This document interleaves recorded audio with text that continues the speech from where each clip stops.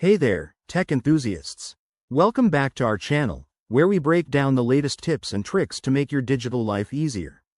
Today, we're diving into how to change your default Google Drive account in 2025. If you juggle multiple Google accounts for work, personal use, or family, you know how frustrating it can be when the wrong one keeps popping up. Don't worry. I'm here to guide you through this step by step, and it'll only take a couple of minutes.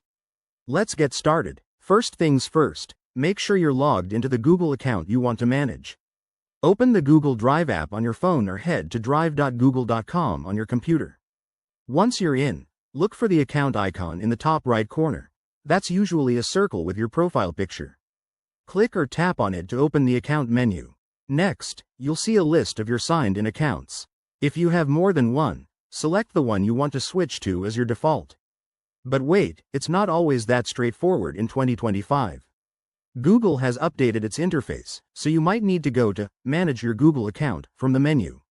Once there, navigate to the Personal Info tab and look for the Account Settings section.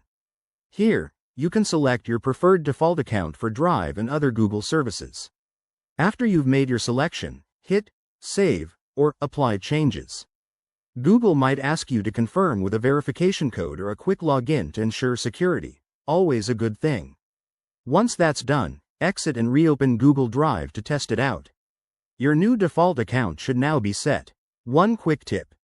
If you're using multiple devices, repeat these steps on each one to avoid any mix-ups. And remember, if you run into any issues, like accounts not syncing, check your internet connection or clear your cache. It often fixes things right up.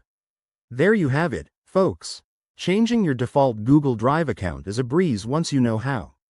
If this tutorial helped you out, smash that like button, subscribe for more 2025 tech hacks, and drop a comment below if you have questions. Thanks for watching, and I'll see you in the next video.